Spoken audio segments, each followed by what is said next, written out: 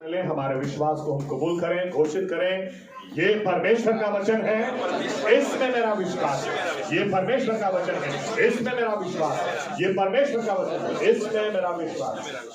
आइए हम कुछ आयत देखना चाहते हैं। सबसे पहली आयत यशाया 59, यशाया 59 1 और 2।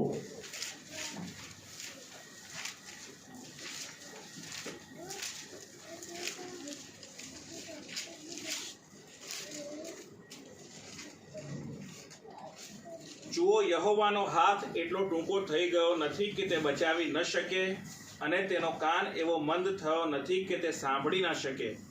પણ તમારા અપરાધો તમારી ને તમારા દેવની વચમાં ભિન્નતા કરતા આવ્યા છે, અને તમારા પાપોએ તેનું મુખ તમારી તરફથી એવું ફેરવી નાખ્યું છે કે તે સાંભળે નહીં. दूसरा भाग पढ़ते हैं,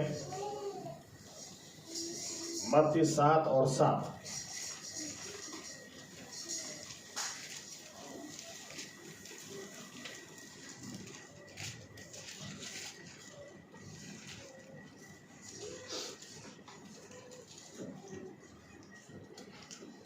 માગો તો તમને અપાશે, શોધો તો તમને જડશે, ઠોકો તો તમારે સારું ઉઘાડાશે.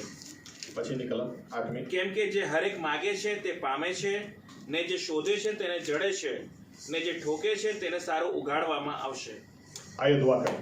हमारे जीवित परमेश्वर प्रभु यीशु मसीहा, हम आपको धन्यवाद और धन्यवाद देते हैं कि आज का दिन आपने हमें दिया, हमें अनुग्रह दिया अलग अलग जगह से यहाँ पर इकट्ठा होने के लिए, आपकी स्तुति आपकी आराधना करने के लिए, आपको मान और आपको सम्मान देने के लिए।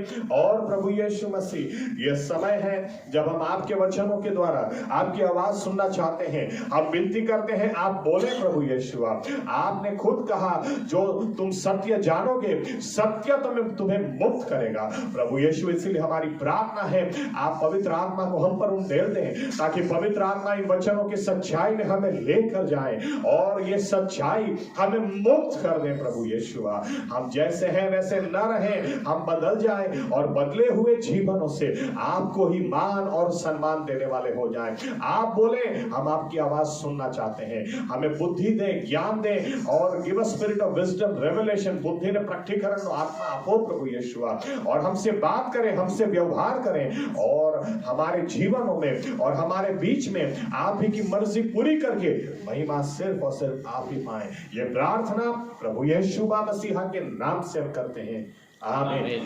धन्यवाद प्रभु यीशु। बैठ सकते हैं।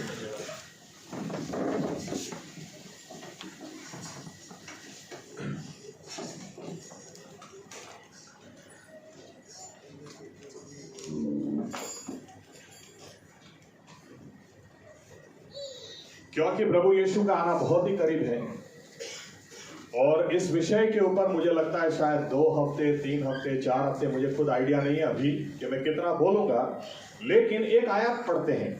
प्रार्थना का विषय क्यों बहुत जरूरी है, उसके लिए एक आयत पढ़ते हैं। लूक 18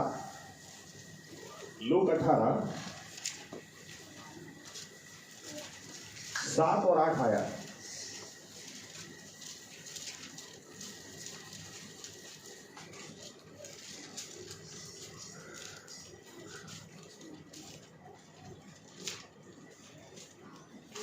તો દેવ પોતાના પસંદ કરેલા કે જેઓ તેને રાત દાડો વિનવે છે, અને જેઓના વિશે તે ખામોશી રાખે છે, તેઓને દાદ શું નહીં આપશે? હું તમને કહું છું કે તે જલ્દી તેઓને દાદ આપશે, પરંતુ માણસનો દીકરો આવશે ત્યારે પૃથ્વી પર તેને વિશ્વાસ જડશે શું? पहली आयत, સર્વદા પ્રાર્થના કરવી જોઈએ અને કાયર થવું નહીં, તે શીખવવા સારું તેણે તેઓને એક દ્રષ્ટાંત કહ્યું. ओके, यीशु मसीह क्या बोलते हैं यहाँ पर कि जब मैं वापस आऊंगा तब लोगों के पास से मुझे विश्वास मिलेगा कि नहीं मिलेगा। ये प्रभु यीशु कब बोलते हैं? जब पहली आयत से हमेशा प्रार्थना करो इस विषय पर वे बोलते हैं। यानी कि इसका मतलब कि हमारा विश्वास हमारी प्रार्थना के साथ जुड़ा हुआ है। अगर आप प्रार्थना में नहीं बने रहेंगे तो हो सकता आपका विश्वास भी बना न रहे। इसीलिए यीशु मसीह यहां पर कहते हैं कि लेकिन मैं जब आऊंगा तब मुझे विश्वास मिलेगा कि नहीं मिलेगा। इन अदर वर्ड्स, दूसरे शब्दों में, लोग प्रार्थना या तो विश्वासी लोग प्रार्थना करते रहेंगे या नहीं। दूसरी तरह से यहां पर लिखा है नेवर सीज प्रेइंग, प्रार्थना करना कभी बंद नहीं करना। अगर प्रार्थना करना कभी बंद नहीं करोगे, आपका विश्वास भी कभी कम नहीं होगा। आमीन। प्रार्थना बहुत जरूरी है क्योंकि इससे हमारा विश्वास जुड़ा हुआ है। इस विषय को या इस आयतों को हम बाद में देखेंगे, आज नहीं। लेकिन सबसे पहली बात, या तो इसको दूसरे नंबर पे भी रख सकते हैं। सबसे पहले हम यूं कह सकते हैं कि प्रार्थना क्यों जरूरी है, क्योंकि प्रार्थना का सिंपल मतलब है परमेश्वर के साथ बातचीत करना। आमीन। और अगर आप बाइबल अच्छा तरह से जानते हैं तो हमको यह समझ में आता है कि हमको रुपया पैसा इकट्ठा करने के लिए, सोना चांदी खरीदने के लिए, बैंक बैलेंस बढ़ाने के लिए प्रभु यीशु ने चुना नहीं या तो बनाया नहीं। हमें बनाया ही प्रार्थना के लिए है, हमें बनाया ही इसलिए है ताकि हम उसके साथ संगति करें। आमीन। क्योंकि आपको शायद पिछले हफ्ते या उसके अगले हफ्ते मैंने कहा था कि एक गधा और एक शेर कभी बातचीत नहीं करते। गधा गधे के साथ ही बात करता है, शेर शेर के साथ ही बात करता है। आमीन। ये कहानियों में होता है कि मगर के ऊपर बैठकर बंदर इस पार से उस पार गया, मगर और बंदर बात करते थे। ये कहानियों में होता है। मगर मगर के साथ ही बात करेगा और बंदर बंदर के साथ ही बात करेगा। आमीन। और प्रभु यीशु ने या तो परमेश्वर ने हमें कैसे बनाया, बाइबल का पहला पन्ना हमको बताता है। उसने हमें अपनी प्रतिमा में बनाया और इसीलिए यीशु मसीह बोलते हैं यूहन्ना 10 और 34 में, क्या तुमने सुना नहीं, क्या तुमने वचन पढ़ा नहीं, जिसके पास परमेश्वर ने अपना वचन भेजा उनको भी परमेश्वर ने देव कहा, परमेश्वर कहा। आमीन। आज हम यहां पर अभी इस वक्त भी परमेश्वर की आवाज सुन रहे हैं उनके वचनों के द्वारा। क्यों हम सुन सकते हैं, क्यों वो हमसे बात करता है। कभी हमने ऐसा सुना कि यार क्या ईश्वर तो आज उतनी आत्मा भैंस के ऊपर उंडेल दी, भैंस के साथ वो संगत करता है। कभी सुना क्या? वो नहीं करता है। इंसानों के साथ उसको संगति करनी है। आमीन। इसीलिए उसने इंसान को अपने स्वरूप और प्रतिमा में बनाया है। आमीन। ऐसा नहीं है कि पाप करने के बाद संगति की जरूरत पड़ी या पाप करने के बाद परमेश्वर से बातचीत करने की जरूरत पड़ी। बाइबल कहती है आदम और हवा ने जब पाप किया भी नहीं था तभी भी लिखा है परमेश्वर अपने टाइम से उनको मिलने के लिए उतर आता था। देखो, ये लोग प्रार्थना नहीं करते थे, ये लोग नहीं बोलते थे कि टाइम हो गया प्रभु, हम लोग फ्री हैं, खाना पीना सब हो गया, आप आ सकते हैं। ऐसा कहीं लिखा नहीं है। ऐसा लिखा है परमेश्वर यहोवा खुद अपनी ओर से आदम और हवा को मिलने चले जाते थे। परमेश्वर को इंसान के साथ संगति करनी है। आमीन। इसीलिए तो उसको बनाया। यहां तक कि आदम ने जब पाप किया तो भी ये परमेश्वर जाकर बोलते हैं आदम तू कहां है, फिर भी ये आदम के साथ बात करने वाला परमेश्वर है। काइन ने जब हाबिल का खून कर दिया फिर भी ये परमेश्वर काइन को बोलता है काइन तेरा भाई किधर है। ये परमेश्वर इंसान के पीछे पीछे पीछे पीछे, अगर इतिहास हम पढ़े, ये परमेश्वर कभी इंसान को छोड़ा नहीं है लेकिन इसके पीछे पीछे जाता। अफसोस की बात यह है कि इंसान हमेशा परमेश्वर से अपना मुंह फेर लेता है। इसको बात नहीं करनी। किसी को पूछते हैं कि प्रार्थना करते हैं कि नहीं, टाइम नहीं मिलता है। प्रार्थना करने के लिए टाइम नहीं मिलता है, दूसरी सब चीजें करने के लिए टाइम मिलता है। जबकि विश्वासी को यह सोचना चाहिए कि परमेश्वर ने मेरी रचना ही इसलिए की है ताकि मैं उसके साथ संगति करूं। आमीन। या तो उसके साथ मैं बातचीत करूं। आमीन। प्रार्थना का मतलब यह नहीं है कि आप एक कोने में चले जाओ, रूम बंद कर दो और आंख बंद करके आप प्रार्थना करो। प्रार्थना उस तरह से भी करनी चाहिए, लेकिन इसका जनरल मीनिंग क्या है? प्रार्थना यानी परमेश्वर के साथ बातचीत। 2 हफ्ते पहले या 3 हफ्ते पहले मैंने आपसे बातें की वो भजन संहिता 73 के ऊपर कि दिल खोलकर परमेश्वर से बात करना सीखो। करो, बात करो उसके साथ, क्योंकि उसके लिए ही उसने हमारी रचना की है। आमीन। आमीन। तो प्रार्थना का विषय क्यों इंपॉर्टेंट है? क्योंकि सबसे पहले ही हम कह सकते हैं कि प्रार्थना के लिए ही, या तो परमेश्वर से संगति में रहने के लिए ही। इसीलिए तो जब हम जाकर उससे बात करते हैं, प्रभु मैं गुनहगार हूं, मैंने बहुत गुनाह किया, प्रभु बहुत झूठ बोला है, बहुत ये सब किया, वो माफ कर देता है। कभी आप उसके साथ वो जब बात करने आता ना, तो परमेश्वर की फरियाद जरूर है कि हम उससे मुंह मोड़ लेते हैं, लेकिन जब हम जाते हैं वो हमेशा रेडी होता है।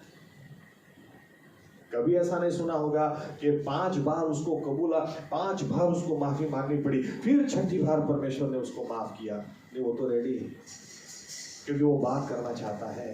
आमीन, आमीन। इसलिए ये विषय बहुत जरूरी है, क्योंकि हमारे विश्वास के साथ भी जुड़ा है। लेकिन प्रार्थना के ऊपर जो आयत हमने पढ़ी उसको लेकर अगर हम बात करें तो बाइबल क्या कहती है? बाइबल यूं कहती है, ओके चलो, परमेश्वर से बिना बातचीत एक विश्वासी व्यक्ति, आपको पता है, बिना खाना खाए आपके चेहरे पर तेज दिख नहीं सकता, आपके शरीर में ताकत दिख नहीं सकती, और खाना नहीं खाया होगा तो दिख ही जाएगा कि खाना लगता है खाया नहीं है। आमीन। विश्वासी व्यक्ति ऐसा चेहरा लेकर घूमते हैं कि उनको देखकर दूसरे की बैटरी भी खत्म हो जाए। ये क्या दिखाता है? प्रार्थना में कमी है, परमेश्वर से बातचीत की ही नहीं है। बाकी दाऊद क्या बोलता है? वो तो मुझे शांत पानी के पास ले जाता है, वहां पर मेरी आत्मा को वो तरोताजा करता है। आमीन। अगर आप परमेश्वर से बातचीत करते हैं, प्रार्थना रेगुलर करते हैं, आपकी बैटरी कभी डिम हो नहीं सकती है।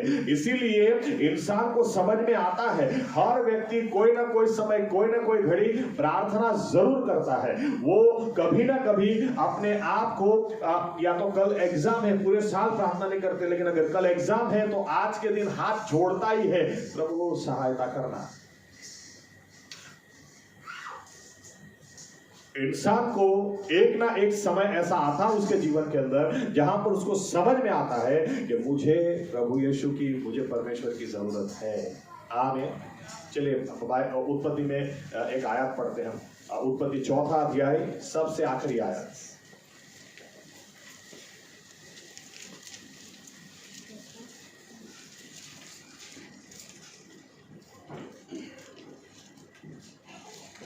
શેઠને પણ દીકરો થયો અને તેનું નામ તેણે અનોશ પાડ્યું। ત્યારે લોક યહોવાને નામે પ્રાર્થના કરવા लाग्या।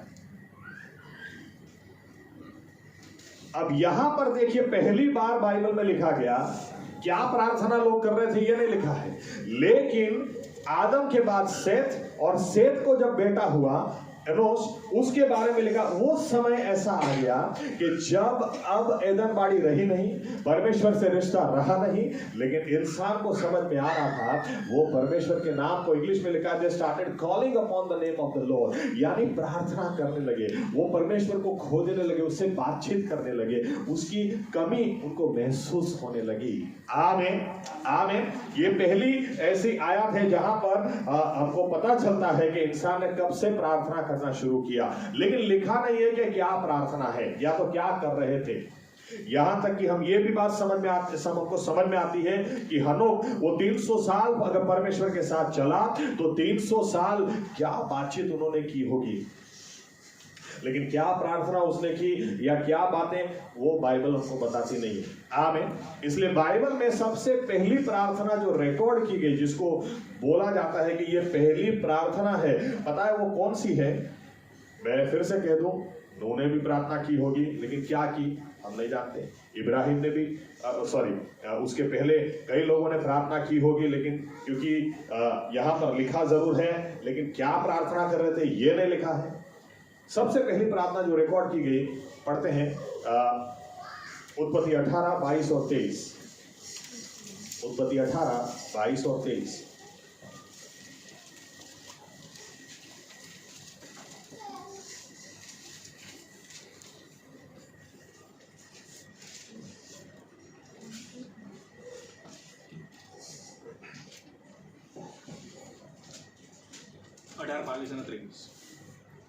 અને તે પુરુષો ત્યાંથી વળીને સદોમ ભણી ગયા, પણ ઇબ્રાહિમ યહોવાની આગળ હજુ ઊભો રહ્યો અને ઇબ્રાહિમ પાસે આવ્યો ને બોલ્યો, શું તું દુષ્ટોની સાથે ન્યાયીઓનો પણ નાશ કરશે? अब देखिए, सबसे पहली रिकॉर्डेड जो प्रेयर बाइबल में मानी जाती है वो इंटरसेशन की प्रेयर, मध्यस्थीनी प्रार्थना जिन्हें आपने कही है। परमेश्वर यहोवा खुद इब्राहिम के घर पर 2 दूतों के साथ खाना खाने आते हैं, इब्राहिम को आशीष भी देते हैं कि अगले साल मैं तेरी खबर लूंगा और जरूर तू बाप बनेगा। लेकिन इसके बाद वे जब उठ के खड़े हो, चलो पहले के जमाने में, या तो पहले के जमाने में, यानी बरसों पहले की मैं बात नहीं कर रहा हूं, लेकिन एक टाइम था जब आप किसी के घर से निकलते हैं तो वो बाहर तक आपको छोड़ने के लिए आए, आओ जो। अभी जहां आपका घर का दरवाजा वहीं से बड़े बचे,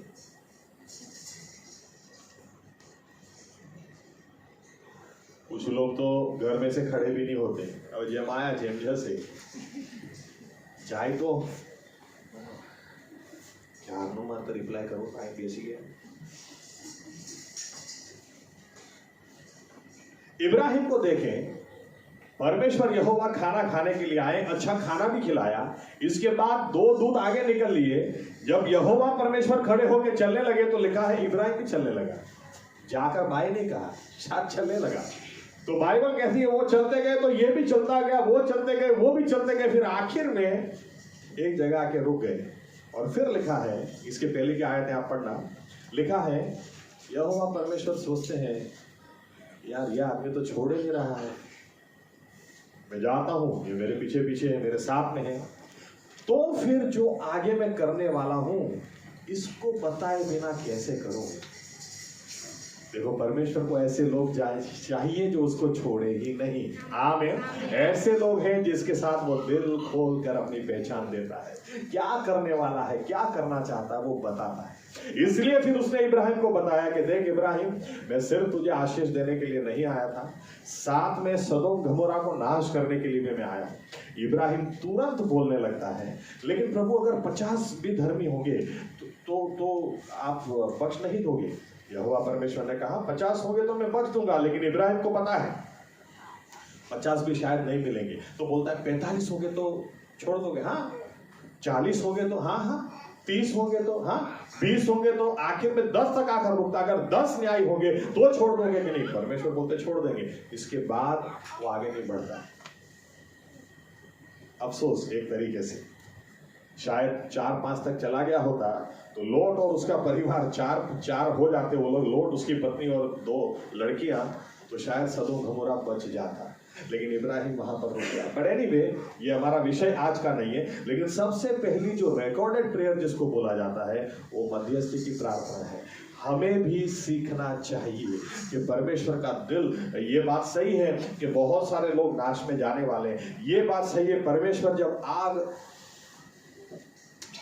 या तो उसका कोप जब उतरेगा कोई बच नहीं पाएगा। लेकिन ये भी सही है कि विश्वासी व्यक्ति को प्रार्थना करनी चाहिए। यहाँ प्रभु यीशु, ये व्यक्ति जरूर मरने के लिए, ये तो एक दिन भी जिंदा नहीं रहना चाहिए, लेकिन फिर भी ऐसे विश्वासी होना जरूरी है कि प्रभु बख्श दे, हो सके तो बख्श दो, हो सके तो बचा लो, हो सके तो इनको सुधार लो, हो सके तो और एक नया मौका इनको दे दो। आमीन। सबसे पहली प्रार्थना वो मध्यस्थी की प्रार्थना, इंटरसेशन। सबसे आखिरी प्रार्थना कौन सी है? देखो तो प्रकाशित वाक्य, रेवलेशन, प्रकटीकरण 22, 17 और फिर 20।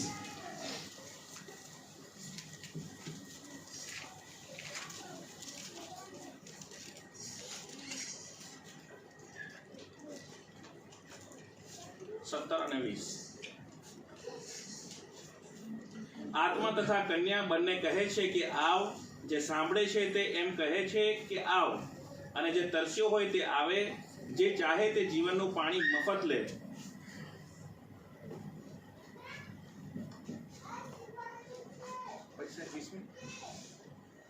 જે આ વાતોને સાક્ષી આપે છે તે કહે છે કે હા, હું થોડી વારમાં આવું છું। આમેન। હે પ્રભુ यीशु आओ। देखो, सबसे आखिरी प्रार्थना बाइबल में कौन सी लिखी गई है? कलीसिया बोलती है, आत्मा की आवाज क्या है? यीशु मसीह आओ। आमीन। यानी प्रकाशित वाक्य में जो कुछ हो रहा या तो होने वाला जो दिखाया गया, ये सब पढ़कर भी कलीसिया की आवाज क्या हो जानी चाहिए? प्रभु यीशु आप आ जाओ, बस आप आओ प्रभु यीशु। आमीन। आमीन। ये सबसे आखिरी प्रार्थना है। खैर, हम जो स्टडी करना चाह रहे हैं वो अभी का जो हमारा विषय 2 संडे तक एटलीस्ट रहेगा। हम यीशु मसीह की प्रार्थना, यीशु मसीह ने प्रेयर के ऊपर बहुत सारी चीजें सिखाई, बहुत सारी प्रार्थना भी उन्होंने सिखाई, उनके पास से हम सीखना चाहते हैं। 2 कारण, ऑफ कोर्स एक कारण तो मैं यूं कह दूं कि ईश्वर खुद इंसान के रूप में उतरे हैं, उनसे बेहतर और कोई सिखा ही नहीं सकता है। आमीन। लेकिन और 2 कारण जिनकी वजह से हम ये प्रार्थना, क्योंकि कल सुबह जब मैं सूरज जा रहा था तभी ये बात एकदम से, क्योंकि मेरा मैसेज थोड़ा अलग था, लेकिन एक मुझे डैनियल चैप्टर 7 के ऊपर बोलना था, लेकिन वो शायद तीसरे चौथे रविवार को आएगा, इतवार को आएगा। तो एकदम से ये बात मेरे दिल में आई और जब मैंने कुछ बातें देखना शुरू किया, मुझे सही में मैं प्रभु यीशु को धन्यवाद देना चाहता हूं।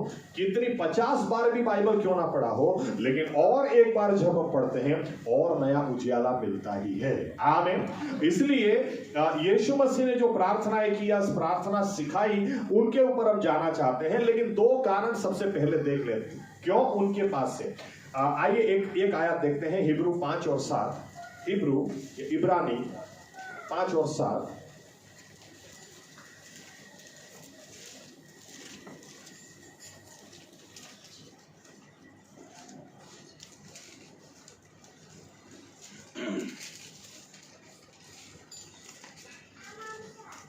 તેના દેહધારીપણાના સમયમાં તેને મરણથી છોડાવવાને જે શક્તિમાન હતો તેની પાસે તેણે મોટે ઘાટે તથા આંસુ સહિત પ્રાર્થના તથા કાલાવાલા કર્યા અને તેણે દેવનો ડર રાખ્યો માટે તેની प्रार्थना सांभळवामां आवी। देखो यीशु मसीह के बारे में क्या लिखा है, यीशु मसीह की प्रार्थना का जवाब आता था।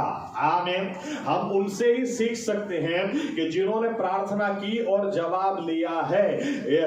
इससे जिसको जो प्रार्थना तो बहुत सारे लोग करते हैं, लेकिन सबको जवाब नहीं मिलता है। आमीन। लेकिन यीशु मसीह के बारे में लिखा है, वे प्रार्थना करते थे, उनकी प्रार्थना जवाब लाती थी। आमीन। इसलिए हम उनसे सीखना चाहते हैं। दूसरा कारण मैं आपको देता हूं, पढ़ते हैं लूक 11 और 1, लूका 11 और 1।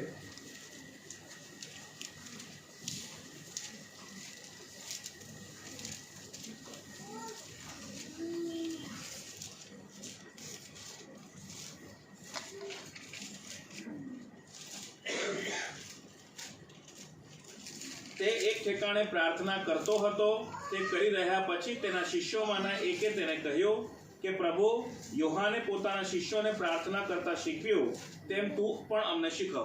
ओके, आगे बढ़े उसके पहले देखिए प्रार्थना अगेन बहुत जरूरी क्यों है, क्योंकि प्रार्थना हर कोई करता है, लेकिन जब भी हम प्रार्थना करते हैं हमारे दिल में एक इच्छा होती है, एक तमन्ना होती है कि हमारी प्रार्थना जवाब लेकर आए। आमीन।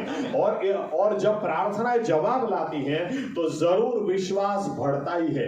आप प्रार्थना बरसों तक करते रहे, लेकिन अगर जवाब मिलता ही नहीं है तो इससे विश्वास टूटता है। और इसीलिए बाइबल हमें यूं कहती है कि इजरायली लोग भी प्रार्थना कर रहे थे, और जब प्रार्थना बार बार वे कर रहे थे, उनकी प्रार्थना के जवाब नहीं आ रहे थे। और जब प्रार्थना के जवाब नहीं आ रहे थे तो इजरायली लोगों को कई बार हमारी गलती क्या है पता है? हमारी गलती क्या है कि हम या तो विश्वासियों की गलती क्या है, इनको क्या लगता है इसकी गलती है, इसकी गलती है, सबकी गलती है। मैं ही एक ऐसा हूं इस दुनिया में जो कभी कोई गलती नहीं करता है। खुद की गलती कभी दिखाई ही नहीं देती है। इसकी गलती है ना, उसकी गलती है ना, उसकी गलती है ना, उसकी गलती है, लेकिन खुद की गलती दिखाई नहीं देती। यहां तक कि इंसान परमेश्वर के आगे भी उसको परमेश्वर भी बदल गया ऐसा लगता है। बाइबल कहती है इजरायली लोग ऐसे हालात में आ गए थे, यहां पर ये लोग क्या सोचने लगे थे कि लगता है मेरी प्रार्थना का जवाब इसलिए नहीं आता है क्योंकि ये परमेश्वर बदल गया लगता है। जो मिस्र से छुड़ा कर लाया था, ये परमेश्वर की ताकत अभी पहले जैसी रही नहीं लगती है, ये परमेश्वर बदल गया। इसलिए परमेश्वर को यशाया 59 जो पहली आयत हमने पढ़ी, परमेश्वर क्या बोलना पड़ा? बिहोल्ड, जुओ, देखो। परमेश्वर क्या बोलता? मैं दिखाता हूं, इधर देखो तुम। मेरा हाथ अभी भी छोटा नहीं हो गया कि मैं बचा ना सकूं, मेरे कान अभी भी बहरे नहीं हो गए कि मैं तुम्हारी दुआएं सुन ना सकूं, लेकिन तुम्हारे पाप मेरे और तुम्हारे बीच में दीवार बनाकर खड़े हैं। आमीन। यहां तक कि परमेश्वर गलत दिखता है लेकिन खुद के गुनाह नहीं दिखते हैं, खुद की कमजोरियां नहीं दिखती है। ये हमको ध्यान में रखना है। बाइबल हमें स्पष्ट सिखाती है हमारा परमेश्वर वो कल आज और युगानुयुग वैसा का वैसा है, वो कभी बदलता ही नहीं है, उसकी ताकत कभी कम होती ही नहीं है। उसके आगे जो खड़े रहते हैं वो सदियों बीत गई, कितना भी समय क्यों ना बीत जाए, उनके मुंह से एक ही बात निकलती है, पवित्र पवित्र और पवित्र ये परमेश्वर है यहोवा, इस सारी पृथ्वी इसकी महिमा से भरपूर है। आमीन। ये परमेश्वर कभी नहीं बदलता, लेकिन बाइबल कहती है अगर प्रार्थना करने के बावजूद जवाब नहीं आता है। एक उदाहरण, एक बार एक बहन ने चर्च में सुना अगर तुम पर्वत को भी कहोगे उखड़ जा और समंदर में चला जा तो चला जाएगा। तो ये बहन ने ये अपने घर पे गई और इनके घर के पीछे की खिड़की इन्होंने खोली और फिर उनको पीछे एक पर्वत था और वो पर्वत इनको बहुत ही परेशान इसलिए करता था कि इनके घर में अंधेरा बहुत जल्दी हो जाता था, वो सूरज उसके पीछे जाता था, उजाला नहीं आता था। तो इन्होंने खिड़की खोली और जाकर कहा यीशु मसीह के नाम में तुझे बोलती हूँ उखड़ जा, समुद्र में चला जा। खिड़की बंद कर दी। दूसरे दिन धीरे से खोल के देखा तो ये भी है, यीशु के नाम में बोलती उखड़ जा और समुद्र में चला जा। तीसरे दिन भी खिड़की खोलकर बोला यीशु के नाम में उखड़ जा और समुद्र में चला जा।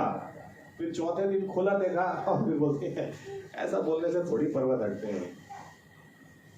अरे तुम्हारे में विश्वास नहीं है। यीशु मसीह ने क्या बोला, राई के दाने जैसा विश्वास होगा तो काम होगा, लेकिन तुम्हें उतना भी नहीं है इसलिए नहीं होता है। लेकिन यीशु मसीह का वचन झूठ नहीं है। आमीन।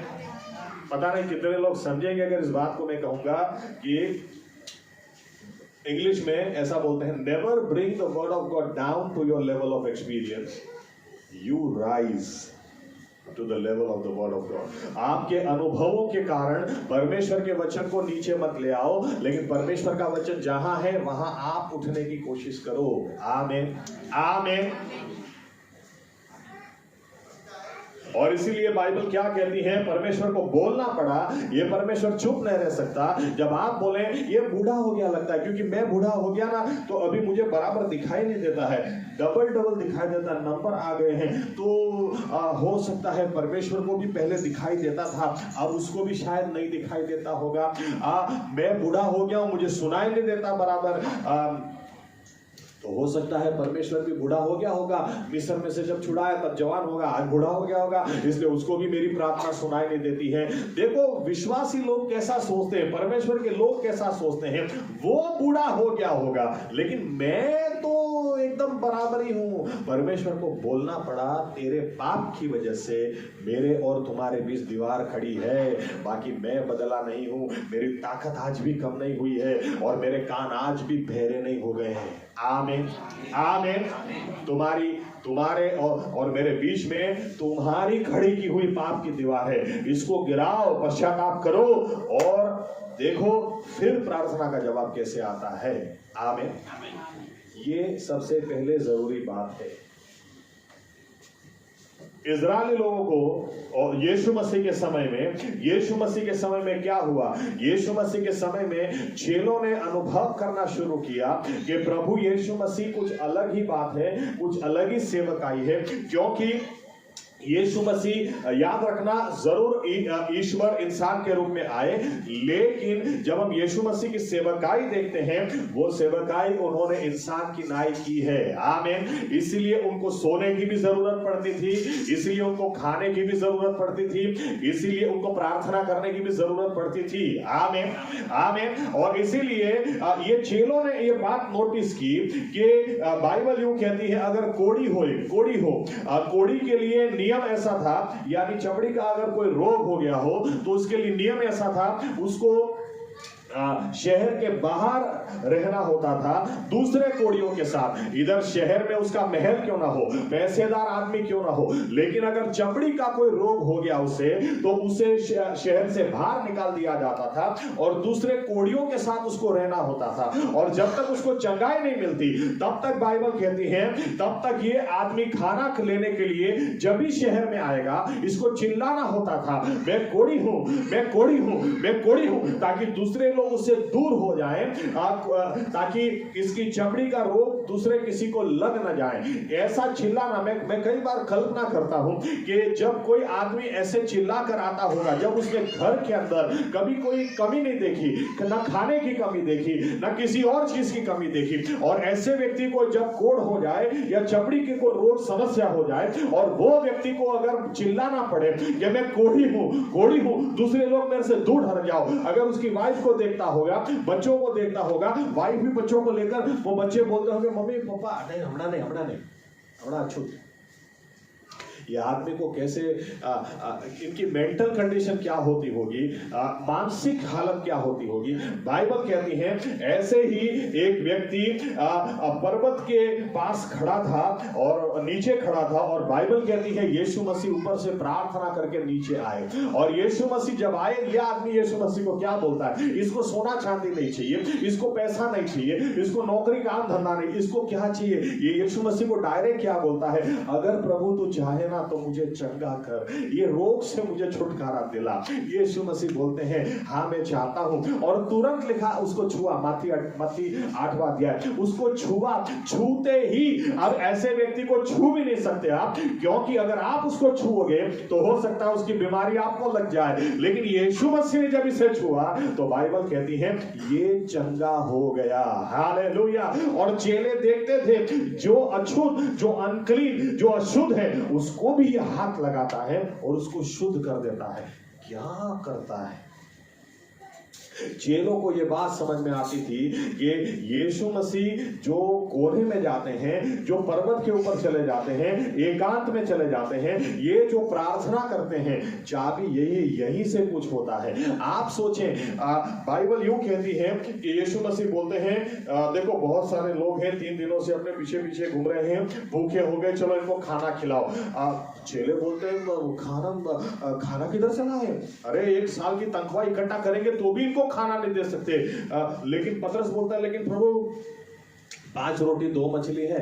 अब आप सोचें कि यीशु मसीह ऐसा नहीं बोलते हैं, अरे थोड़ा तो दिमाग है कि नहीं, मछुआरे हैं इसका मतलब ऐसा तो नहीं कि तुमने दिमाग भी घर पे रख दिया, 5 रोटी 2 मछली से क्या करोगे। लेकिन ऐसा कुछ नहीं बोला। यीशु मसीह क्या बोलते हैं, एक काम करो, सबको 50-50 पंगत में बेसाड़ो, सबको 50-50 की लाइन में बिठाओ। बाइबल कहती है उन्होंने रोटी ली, मछली ली, रोटी को तोड़ा, वो आशीष दी, प्रार्थना किया और कहा चलो देना शुरू कर दो।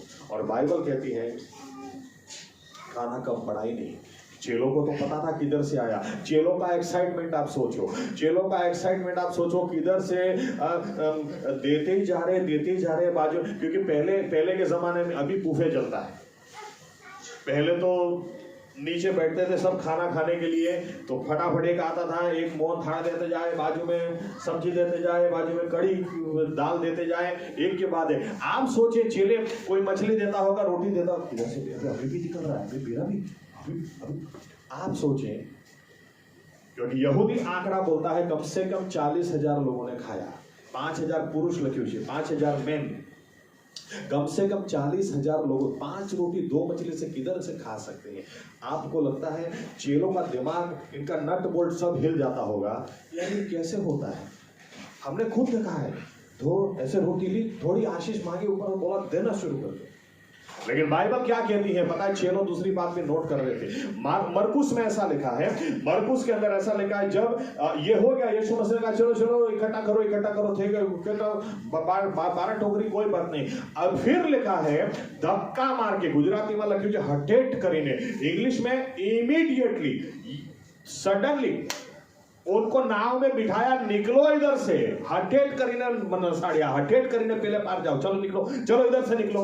अभी आपको पता है आप और हम होते तो क्या करते। मैं अपना उदाहरण दूं, अगर जो है तारो डब्बो और उस डिब्बे की मैं प्रार्थना करूं, प्रभु आज सबको इसमें से खाना हो जाए, और सबको खाना हो जाए। आपको पता है पहली बात तो मुझे रात को नींद नहीं आएगी, किसको मैं बताऊं, किसको फोन करूं, बोला आज जैसा चमत्कार हो गया। मैंने प्रार्थना की, एक टिफिन से सब ने खाया, कब सूरज जाऊंगा उधर जाके गवाही दूं, कब हालोल जाऊं ये गवाही, हमको ऐसा होगा। लेकिन यीशु मसीह के बारे में लिखा है, यीशु मसीह ने नाव में बिठाकर भगाया, जाओ निकलो इधर से, क्योंकि लिखा उसको प्रार्थना करने के लिए रुकना था।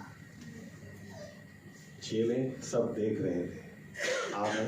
ये आदमी प्रार्थना प्रार्थना प्रार्थना प्रार्थना बार बार प्रार्थना करने के लिए रुकता है, अलग जाता है, परमेश्वर से बात करने के लिए अलग जाता है। चेले देख रहे थे। आप ये सोचें, प्रभु लाजरस बीमार है, अच्छा मरने दो ना, बाद में जाएंगे। ऐसा कौन बोलता है कि मरने दो बाद में जाएंगे? अरे पास्टर साहब जल्दी आप आ जाओ, जल्दी आ जाओ, कौन जाएगा? मुझे अभी भी एक किस्सा याद है कि हमारे चर्च के कुछ लोग तो बहुत ही एक्साइटेड हैं। एक घर के अंदर नया नया परिवार मसीह में आया था, और सामने वाले घर के अंदर एक मृत्यु हो गई, तो बहन ने उधर जाकर कह दिया, चिंता मत करना, मैं मेरे पास्टर को बुलाती हूँ, अभी मुर्दे को जिंदा करेंगे। तो उन्होंने आकर जेपी साहब को फोन किया, साहब वो सामने वाला मर गया है, उसको जिंदा करने का है। जेपी साहब बोले, अरे मैं तो गोधरा हूँ, मैं तो अभी गोधरा में हूँ। अच्छा कोई बात नहीं। तो फिर मुझे फोन किया, आप किधर हैं? मैंने कहा काम क्या है बताइए ना। बोले वो मर गया है, उसको जिंदा करने का है। अरे मैंने कहा मैं बड़ौदा में हूँ।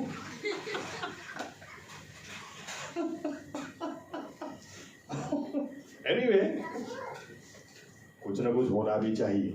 आमीन। यीशु मसीह सामने से चल के गए, नाइन गांव के अंदर लिखा है ये मर गया है, उसको जिंदा करके वापस दिया। कुछ समय जो लोग रो रहे थे हंसने लगे। लेकिन यहां पर जब हम लाजरस की बात करते हैं, लाजरस के बारे में यीशु मसीह बोलते हैं मर जाने दो, बाद में जाएंगे। मरने के भी 4 दिन के बाद वो गए। मार्था उनको मिली, और मार्था बोलती है, प्रभु अगर तू इधर होता तो मेरा भाई नहीं मरता। लेकिन तभी भी यीशु मसीह के वाक्य आप देखें, यीशु मसीह क्या बोलते हैं? सच बात। अगर हम होते तो नहीं, सच बात। यीशु मसीह बोलते हैं अगर तू अभी भी विश्वास करेगी, परमेश्वर की महिमा को देखेगी। हालेलुया। कौन ऐसा बोल सकता है?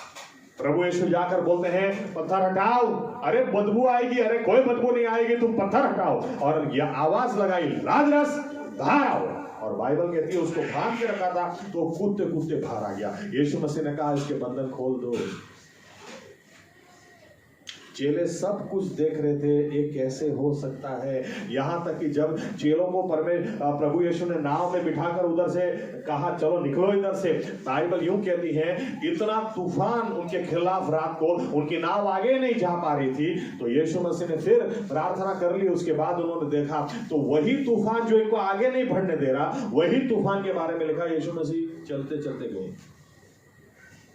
अरे ऐसा क्या? इतना के चेलों को तो पहले डर लगा, बोले भूत भूत। अब 12 में से कौन ऐसा था पता नहीं, जिसको पहले डर गया सबको डरा दिया, सबको लगा भूत। यीशु मसीह को बोलना पड़ा, अरे मैं हो। तो पतरस क्या बोलता है, अगर प्रभु तू है तो मुझे बोल, मैं पानी पियाऊं। यानी अभी भी मैं मानूंगा नहीं, भूती पानी पे कौन चल सकता है। अब बाइबल पढ़े ना, थोड़ी कल्पनाएं भी लगाएं। आमीन। क्या प्रभु यीशु की सेवकाई। आखिर में एक दिन चेलों ने जाकर यीशु मसीह से कहा, ये समझ गए कि सारी चाबी इसकी प्रार्थना में है। आमीन। इसलिए चेलों ने यीशु मसीह से कुछ और नहीं कहा। चेलों ने प्रभु यीशु से यूं नहीं कहा कि प्रभु हमें बीमारों को चंगा करना सिखाओ, प्रभु हमें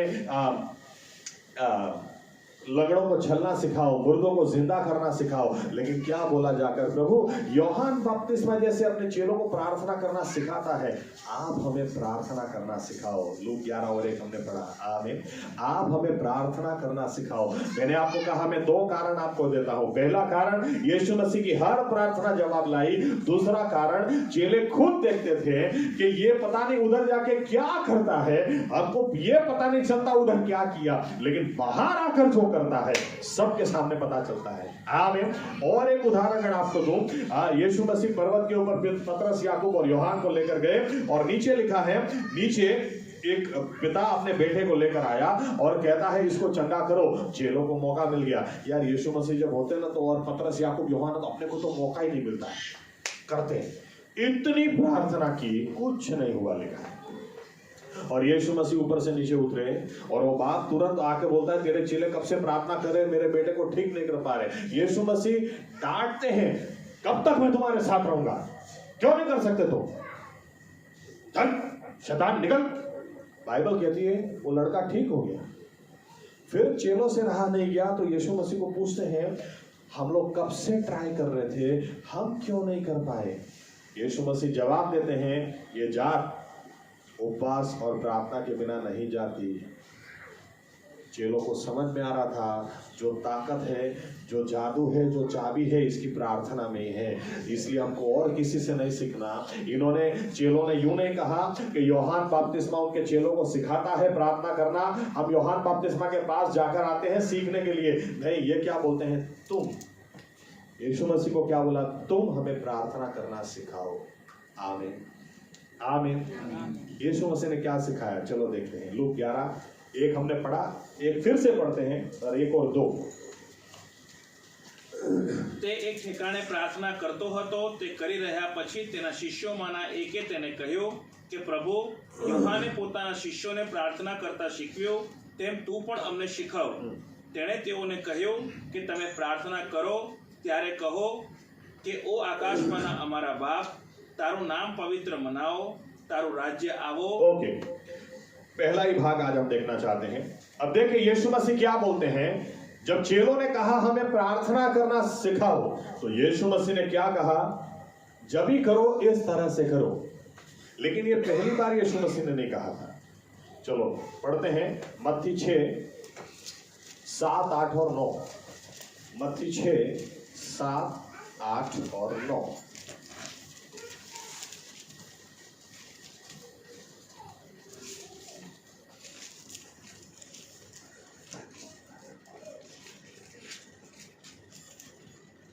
અને તમે પ્રાર્થના કરતા વિદેશીઓને પેઠે અમથો લવારો ન કરો, કેમ કે તેઓ ધારે છે કે અમારા ઘણા બોલવાથી અમારું સાંભળવામાં આવશે। એ માટે તમે તેઓના જેવા ન થાઓ, કેમ કે જેની તમને અગત્ય છે તે તેની પાસે માગ્યા અગાઉ તમારો બાપ જાણે છે। માટે તમે ओके, यहां तक रुक जाए, एक मिनट थोड़ा कमेंट कर दो उसके ऊपर। सबसे पहले यीशु मसीह क्या बोलते हैं, लंबी लंबी प्रार्थना मत करो। आमीन। ऐसा नहीं है कि परमेश्वर लंबी लंबी प्रार्थना ही सुनता है। आमीन। कई लोग इतनी लंबी लंबी कर सकते हैं कि दूसरे लोगों को अच्छी तरह से नींद में सुला सकते हैं। इतनी लंबी प्रार्थना खास तौर से जब आप जाहिर में हैं, लोगों के बीच में मत करो। आमीन।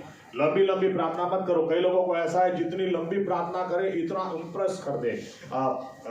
मेरी जब बाइबल स्टडी चलती थी एक जगह, हम चर्च सर्विस में बहनों को प्रार्थना नहीं देते हैं, लेकिन दूसरी मीटिंग्स में देते हैं, प्रेयर मीटिंग्स वगैरह में देते हैं। उस मीटिंग के अंदर एक बहन आती थी, मैं जानबूझकर उनके सामने देखता ही नहीं था, क्योंकि अगर उनको प्रार्थना दी तो बात खत्म। लेकिन इस साइड दूसरी एक आंटी बैठती थी, अगर वो आंटी इधर है तो मैं उधर देखूंगा ही नहीं, और फिर वो मुझे इशारा करेगी।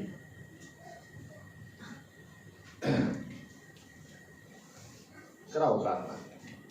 ये प्रार्थना, मेरा बहरामपुरा अहमदाबाद में मेरा घर, और ये प्रार्थना जो शुरू करती थी वो बहरामपुरा से मणिनगर, पूरा अहमदाबाद घूम के भावनगर, साबरकांठा, जूनागढ़, राजस्थान, मध्य प्रदेश, महाराष्ट्र होते होते पाकिस्तान, बांग्लादेश और सीधा अमेरिका तक जाने का रास्ते में इंग्लैंड में, जर्मनी, सब करते करते करते अमेरिका तक जाने का। फिर हम सोचे कि बात खत्म, लेकिन फिर रिवर्स में आने का, फिर वापस आने का, और फिर उधर आकर, और फिर प्रार्थना खत्म कैसे करने की पता है, आटोकी अने नम्र विनती।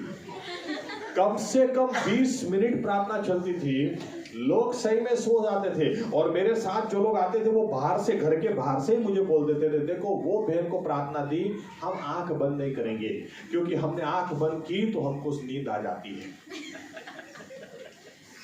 और ये बहन तो बस चालू। मेरा उस वक्त संदेश शायद 20-25 मिनट का रहता होगा, 30 मिनट का, इनकी प्रार्थना 20 मिनट की रहती थी। लंबी लंबी प्रार्थना नहीं है। आमीन। आपने पढ़ना नहम्याह ने क्या प्रार्थना की, प्रभु हमारे हाथों को दीवार बांधने की शक्ति देना, बस। और लिखा है 52 दिनों में बांध दिया। आमीन आमीन।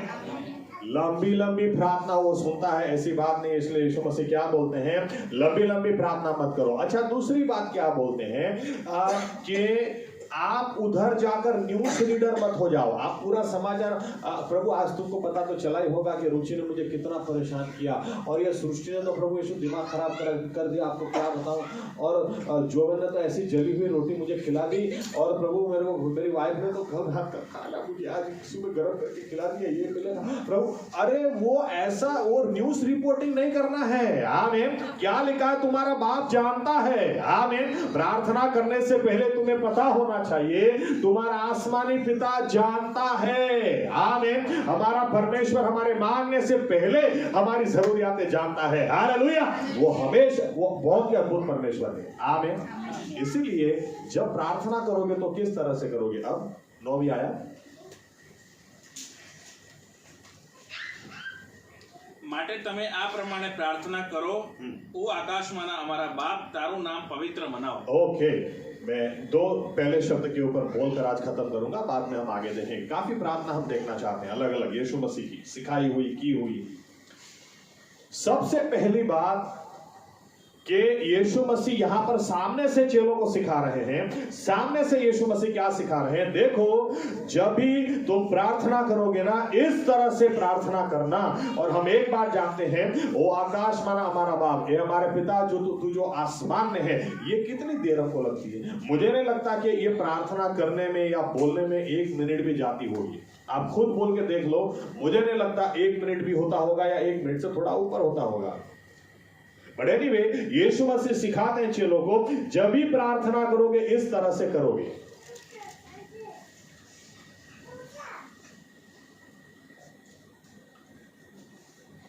कुछ समय के बाद चेले यीशु मसीह को क्या बोलते हैं, अब इनको समझ में आता है।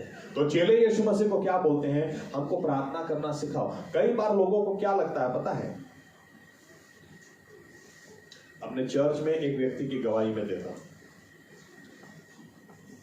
पास्टर साहब मैं इतनी मेहनत करता हूं, ये करता हूं, वो करता हूं, लेकिन मुझे आशीष मिलती नहीं है। तो मैंने कहा,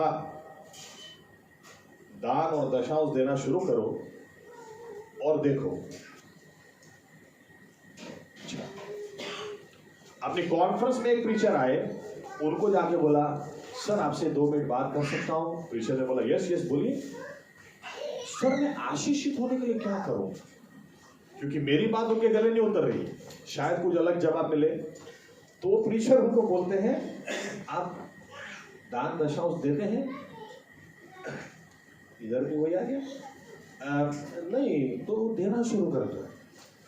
अच्छा, अभी भी गले नहीं उतर रहा। अपनी कॉन्फ्रेंस में से एक और व्यक्ति को पकड़ा और कहा कि आप आपकी गवाही देंगे। तो वो अपने चर्च के व्यक्ति ने कहा कि क्या गवाही, मतलब बहुत सारी बातें मेरे जीवन में, नहीं आपके पास पहले कुछ नहीं था, आज इतना कुछ आया। हाँ, वो सब मैंने जब से परमेश्वर को देना शुरू किया तब से आया। आप नहीं देते यार, मैं तो जिसको भी पकड़ता हूं, चलो एक आखिरी ट्राई मारता। और एक व्यक्ति को पकड़ा, तुम इस चर्च में आए तब तुम्हारे पास कुछ भी नहीं था, मैं तब से तुमको जानता हूं। तुरंत वो व्यक्ति ने कहा, दान दशांश देना शुरू करो और देखो। फिर वापस मेरे पास आकर वो क्या है बोलता है, पास्टर साहब अब लगता है देना पड़ेगा। मैंने कहा क्यों? मैंने तो 4 व्यक्तियों को पूछा, सोचा शायद कोई अलग जवाब दे, लेकिन कोई अलग जवाब दे ही नहीं रहा। आप यहाँ पर यही सिनारियो देख रहे हैं। यीशु मसीह ने सामने से सिखाया, हमारे पिता तू जो आसमान में, ये इस तरह से प्रार्थना करो। चेलो नहीं करनी। थोड़े समय के बाद ये वापस आकर क्या बोलते, प्रभु हमें प्रार्थना करना सिखाओ, इनटू ब्रैकेट्स शायद कुछ अलग जवाब मिले। यीशु मसीह ने वापस वही सिखाया, वो आकाश माना हमारा बाप। मत्ती 6 और लूक 11 सेम सेटिंग नहीं है, ओके, अलग अलग। यहां पर यीशु मसीह सामने से सिखा रहे हैं, उधर चेले पूछ रहे, तो सिखा रहे हैं, लेकिन दोनों जगह एक ही प्रार्थना सिखाई। आमीन। तो अगर आप ये बात मानते हैं, यानी चेले, अगर तुम इस बात को स्वीकार करते हो कि यीशु मसीह की प्रार्थना जवाब लेकर आती है और यीशु मसीह की प्रार्थना परमेश्वर की ऐसी सामर्थ को लेकर आती है जो आज तक हमने न देखा न सुना, तो फिर इस तरह से प्रार्थना करना सीखो। यीशु मसीह ने सबसे पहली कौन सी बात की? सबसे पहले तुम्हारी प्रार्थना किसको तुम कर रहे हो उसको ध्यान में रखो। ओ आकाश मना, ए परमेश्वर तू जो आसमान में है, यानी कि आपको पता होना चाहिए कि आप प्रार्थना किसके सामने कर रहे हैं, किससे बातचीत करने के लिए आए हैं। परमेश्वर, यीशु मसीह के बारे में लिखा है कि उसने, हिब्रू 5 और 7 जो हमने पढ़ा, लिखा है कि उसने परमेश्वर का डर रखा। परमेश्वर का डर रखा का क्या मतलब है? मतलब यह है वो जानता था कि परमेश्वर कौन है, उस बात को ध्यान में रखते हुए प्रार्थना आपको करनी है। आमीन। आपको पता होना चाहिए किसकी हजूरी में आप हैं। आप उस परमेश्वर से बात करने के लिए आए हैं जो आसमान में विराजमान है, जो आपका दोस्त नहीं है, जो आपके जैसा नहीं है। वो आसमान के आसमान उसको समा नहीं सकते। वो शुद्ध है, वो पवित्र है, वो प्रकाशों का पिता है, भस्म करने वाला अग्नि है, जिसकी हजूरी में दूत दिन और रात पुकारते हैं, पवित्र पवित्र पवित्र है सेनाओं का यहोवा, जो आसमान में है। प्रार्थना का अगर आपको जवाब चाहिए तो सबसे पहले आपकी नजर परमेश्वर कौन है उसकी जगह पर होना चाहिए। आमीन। वो तू जो आसमान में है, ये परमेश्वर जिसके बारे में बाइबल बताती है आसमान के आसमान उसको समा नहीं सकते, लेकिन साथ में बाइबल यूं बोलती है आज भी आसमान उसकी महिमा को दिखाता है, आज भी अंतरिक्ष उसकी हस्तकला को दिखाता है। ये परमेश्वर, जब आप उसकी हजूरी में आते हैं ना, तो आपको पता होना चाहिए कि किसकी हजूरी में आप आए हैं, किसकी आराधना कर रहे हैं। चर्च में भी अफसोस की बात है, चर्च में भी ना ताली कुछ लोग बराबर बजाते हैं, ना गाना कुछ लोग बराबर गाते हैं, क्योंकि हो सकता है आप इस बात को ध्यान में नहीं रख पा रहे हैं कि आप यहां पर किसी इंसान की हजूरी में नहीं है। यीशु मसीह ने कहा जहां 2 या 3 मेरे नाम से इकट्ठा होते हैं मैं वहां पर हाजिर हूं। आमीन। प्रभु यीशु की उपस्थिति जहां पर होती है आपका ध्यान उसके ऊपर होना चाहिए। कैसे परमेश्वर की हजूरी में मैं आया हूं, किस तरह से मैं सीधा खड़ा रह सकता हूं, किस तरह से, क्यों ना मैं ताली बजाऊं, क्यों ना उसको मान दूं, क्यों ना गला फाड़ के उसकी स्तुति करूं, क्योंकि उसके लिए वो लायक है। आमीन। आपका ध्यान उसके, गुजराती में कहिए तो एनी सभानता में आओ। आपको दिमाग में होना चाहिए कि मैं किसकी, कहां पर खड़ा हूं, कौन मेरे साथ, किसकी हजूरी में मैं खड़ा हूं। आमीन। अगर प्रार्थना का जवाब हम चाहते हैं, ये परमेश्वर क्या बोलता है, मेरा हाथ आज भी छोटा नहीं, मेरे कान आज भी बहरे नहीं, आज भी मैं तो वैसा का वैसा ही हूं। लेकिन यीशु मसीह सिखाते अपने चेलों से, जब भी प्रार्थना करोगे ना तो सबसे पहले इस बात को ध्यान में रखो, ये परमेश्वर कौन है, तू जो आसमान में है, तेरा नाम पाक मनाया जाए, तेरा नतारू नाम पवित्र मनाओ। इसके ऊपर थोड़ा बाद में बोलूंगा, लेकिन आपकी कई बार लोग क्या करते हैं, अपनी समस्याओं पर नजर होती है, अपनी जरूरियातों पर नजर होती है, मेरा प्रश्न कितना बड़ा है इस चीज पर नजर होती है, लेकिन आपका सबसे पहला ध्यान ये परमेश्वर कौन है इसके ऊपर होना चाहिए। आमीन। आमीन। जब इसके ऊपर आपका ध्यान हो, मैं तो मानता हूं कि बोलना नहीं पड़ेगा, घुटनों पे जाओ, आपके घुटने टिकी जाएंगे, आप किस हाथ से तालियां बजने लगेंगी, आपके मुंह से स्तुति आराधना निकलने ही लगेगी, आपके पास कोई फरियाद हो नहीं सकती, क्योंकि आप किसी इंसान की हजूरी में नहीं है। वचन प्रभु यीशु ने दिया, जहां 2 या 3 मेरे नाम से इकट्ठा होते हैं वहां पर मैं हाजिर हूं। आमीन। कई लोग चर्च छूटने के बाद भी, मुझे नहीं पता यहाँ का, लेकिन चर्च छूटने के बाद भी कुछ लोग तो राह देख रहे होते हैं, अच्छा वो आया है आज तो उसको सुनाना ही पड़ेगा। अरे आप किसकी हजूरी में आए हैं? अगर आप का ध्यान, विश्वासियों की कितनी सारी प्रार्थनाएं जवाब नहीं लाती हैं, क्योंकि पहले इस एहसास में तो आओ कि आप किसके सामने खड़े हो।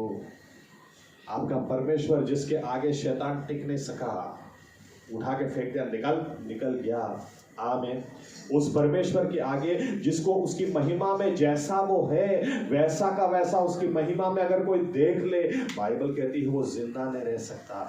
ये परमेश्वर तू जो आसमान में है, जो सबसे ऊंचे सिंहासन पर है, उससे ऊंचा और कोई दूसरा सिंहासन नहीं, उसके पहले दूसरा कोई ईश्वर हुआ नहीं, उसके बाद में और कोई ईश्वर होने वाला नहीं। उस परमेश्वर की हजूरी में उससे प्रार्थना करने की बात है। आमीन आमीन। कई बार चर्च चालू है, चालू चर्च है, लेकिन मोबाइल,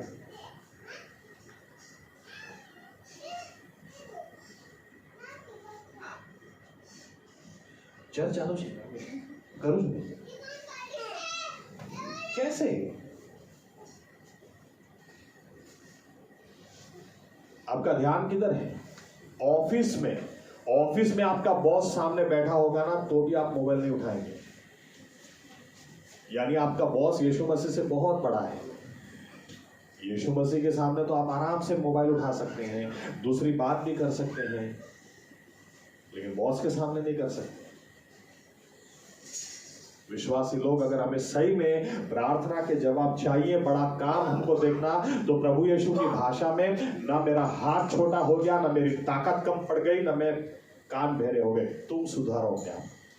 आमीन। चेलों को कहा सबसे पहले इस एहसास में आओ, प्रार्थना जब करो, तू जो आसमान में है, तू जो सारी सृष्टि को बनाने वाला है, शुद्ध पवित्र ईश्वर, सामर्थ्य ईश्वर है। आमीन आमीन।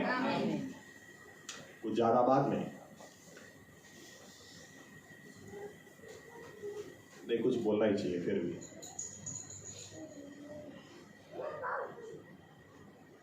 हालोल चर्च में मैं पहले ऐसे बोलता था, अभी थोड़े सुधर गए हैं।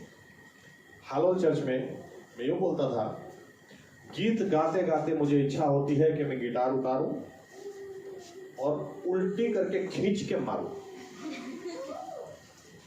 नहीं, इधर स्तुति आराधना चल रही, राजाओं का राजा प्रभुओं का प्रभु, और उधर कोई इधर घूम रहा है, कोई इधर घूम रहा है। ऑफिस में घूमेंगे क्या? आपका बॉस बैठा होगा, उधर घूमेंगे क्या? उधर कुछ भी बोलेंगे क्या? परमेश्वर का आदर ही नहीं है, मान ही नहीं है। यीशु मसीह पहली ही बात बोलते हैं, आपको अगर सही में मेरे जैसी प्रार्थना का जवाब चाहिए, वो आकाश माना, किसको प्रार्थना करते हो उसके स्थान के ऊपर ध्यान दो। गए आमीन। किसको प्रार्थना कर रहे हो उसके ऊपर ध्यान दो। आमीन।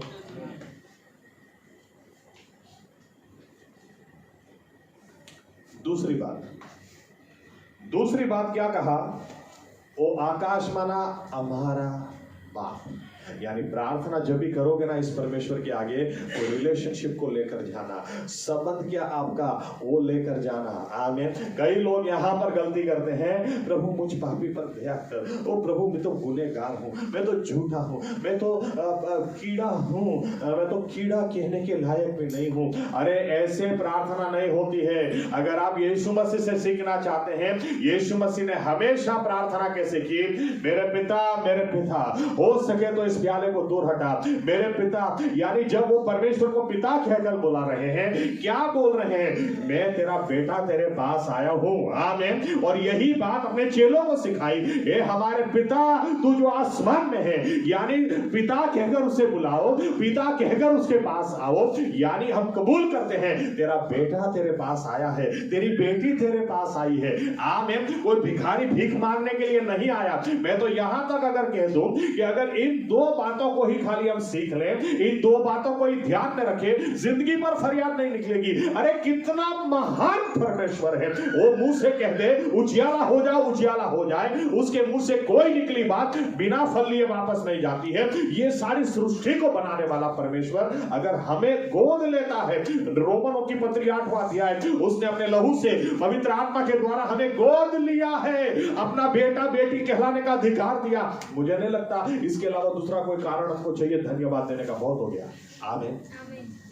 मुझे गोद लिया, मुझे पप्पा कहकर, वो मुझे तो बेटा कहकर बुलाता है, लेकिन मुझे भी अनुग्रह मिलता है कि मैं कहूं मेरे आसमानी पिता, पप्पा। कितनी बड़ी बात। हमारे दुनियावी पिता भी कई बार तू मतलब पप्पा कह तो नहीं आप चल, लेकिन ये तो हमको स्पेशली गोद लेते हैं इसलिए कि वो हमें बेटा बेटी कहकर बुला सके, हम उन्हें अब्बा बाप कह के बुला सके। आमीन। कितनी बड़ी बात, कितनी बड़ी बात। मैं एक उदाहरण देकर खत्म करूंगा। मैं जब नया नया उधार पाया था और अहमदाबाद में एक सिंगापुर से एक पास्टर थे उस वक्त, और उनके साथ मेरी बहुत अच्छी बनती थी।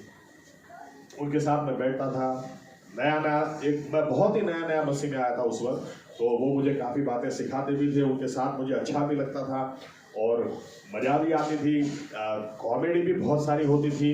वो अंग्रेजी थे, उनका दिमाग बहुत तेज था, और एक शब्द उनको किसी ने सिखा दिया था, गांडा।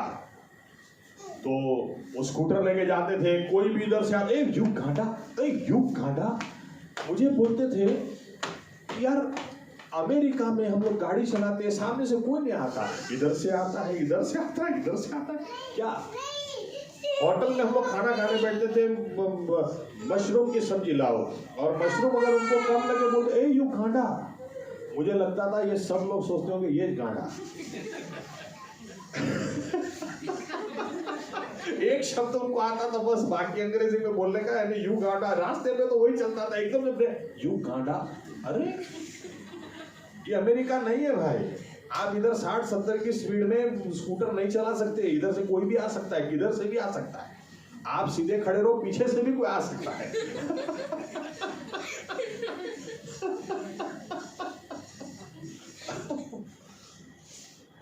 हर रोज इनका पेट्रोल को चोरी कर जाता था, ये टाकी फुल करते थे, हर रोज पेट्रोल लॉक डलवाया तो पेट्रोल लॉक भी खोल के कोई चोरी कर जाता। एक बार मैं इनके घर पे गया, अपने पापा से बात कर रहे सिंगापुर। नो डैडी, बोलते नहीं मिल जाएगा ना पापा, उसका हाथ में तोड़ दूंगा। उनके पापा बोलते बेटा तू पास्टर है, हम लोग बिलीवर है, हमें लोगों को प्यार करना है। नहीं, मैं इलाज भी फिर उसका करवाऊंगा, वो प्यार करूंगा, लेकिन पहले उसको हाथ तोड़ूंगा। पापा हर रोज बोलते पेट्रोल पंप नजदीक है, वो नजदीक जाने जितना पेट्रोल भी नहीं रखता टंकी में, पापा पूरा खाली कर देता। उनका दिमाग जल्दी घूम जाता। गवाही बहुत अच्छी थी, इतना ड्रग्स लेते थे, इतना ड्रग्स कि उनकी वाइफ और बच्चे परेशान होकर उनकी वाइफ ने उनसे डिवोर्स ले लिया। अब डिवोर्स ले लिया, वो सहन नहीं हुआ, इसलिए ओवरडोज लिया तो अमेरिका में अपने घर के अंदर वो मर गए। यहाँ पर नेपाल में उनकी बहन को प्रभु यीशु ने दिखाया। उनकी बहन ने 4 घंटे अन्य भाषा में नॉन स्टॉप प्रार्थना की, और उधर मॉर्गेज में से वो जिंदा होके बाहर आए। बहुत जबरदस्त गवाही। लेकिन एक बात बताता, वो मुझे बोलते थे मुझे समझ में नहीं आता है,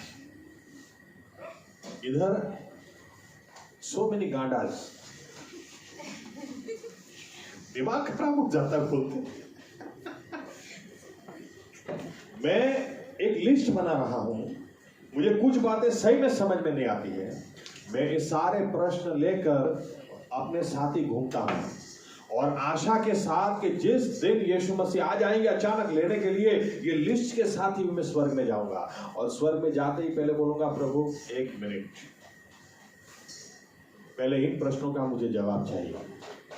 फिर खुद ही क्या बोलते थे, लेकिन एक बात है, अगर लिस्ट लेकर भी गया मैं स्वर्ग में, बटर डीप फ्रीज में रखा हो, एकदम सख्त हो गया और तवा एकदम गर्म हो, जब उस बटर को उसके ऊपर डाला जाता है सर करके पिघल जाता है। मुझे इतना पता है कि अगर वो लिस्ट लेकर भी मैं स्वर्ग में गया, जिस दिन सिंहासन पर विराजमान अपने परमेश्वर को मैं देखूंगा, सारी शिकायतें, सारी फरियादें पिघल जाएंगी बटर की तरह, और मैं घुटनों पर जाकर हाथ उठाकर कहूंगा प्रभु सारा आदर, सारा मान, सारी महिमा के लिए तू ही लायक, तेरे अलावा और कोई।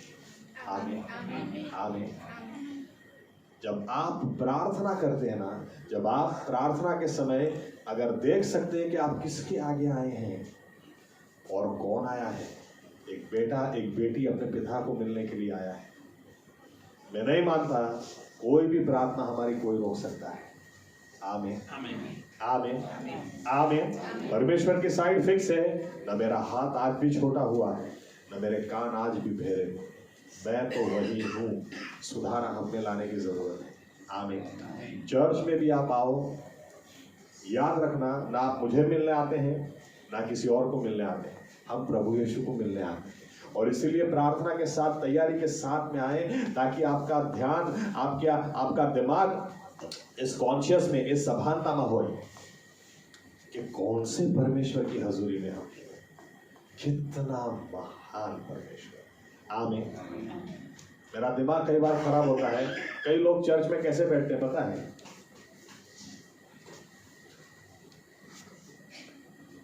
किसके सामने बैठे हुए आप? और फिर बाइबल इधर रखेंगे पैर के ऊपर। आप आपके बॉस के सामने बैठ सकते हैं ऐसे, हाँ साहिब बहुत शुक्र है। किसके सामने है?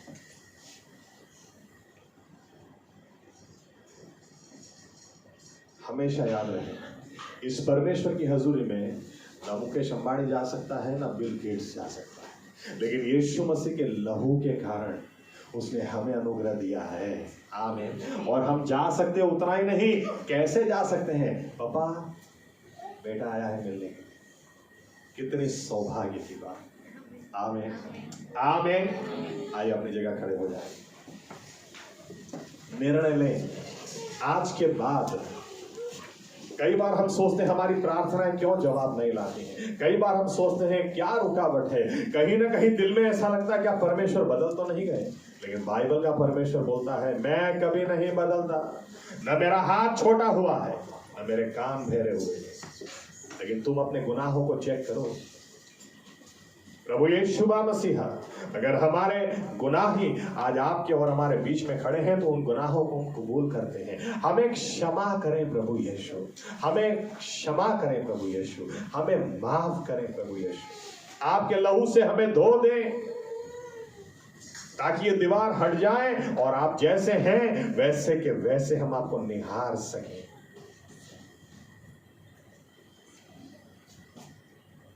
जो दूत सराफिम आपकी हजूरी में खड़े रहते हैं, वो भी आपको देख नहीं सकते, वो भी एक दूसरे के चेहरों को देखकर पुकारते हैं। हमारे लिए कितना बड़ा अनुग्रह कि उस परमेश्वर ने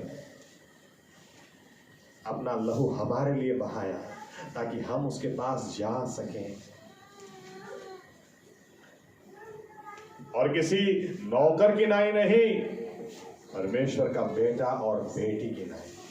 ये कहते हुए आसमान, हमारे पिता तू जो आसमान में, प्रभु यीशु मसीहा, हमें सही में आप अनुग्रह दें, क्योंकि हमारे भी जीवन में बहुत कुछ अब तक हो जाना चाहिए, नहीं हुआ है। तो आज हम आपके पास आते हैं यही विनती के साथ कि आप, किसी और से हमें नहीं सीखना, आप हमें प्रार्थना करना सिखाओ। जी हाँ प्रभु यीशु मसीह, आप सिखाओ प्रभु यीशु। और आपने कितना अद्भुत वचन दे दिया। सबसे पहले हमें आसमानी पिता पर दृष्टि लगानी है। वो कौन है? हमारा परमेश्वर कौन है? वो सामान्य व्यक्ति नहीं, अद्भुत परमेश्वर, अद्भुत परमेश्वर। इसलिए हम उसकी हजूरी में कुछ भी पहन के नहीं आ सकते, जैसे के जैसे नहीं आ सकते। अरे हम राजाओं के राजा, प्रभुओं के प्रभु को मिलने जाते हैं, आदर के साथ में, मान के साथ में जाए, लेकिन साथ में दिल में नम्रता लेकर, धन्यवाद लेकर, क्योंकि हम उसके बेटे और बेटी की नाई, उसके लहू के कारण से जा सकते हैं।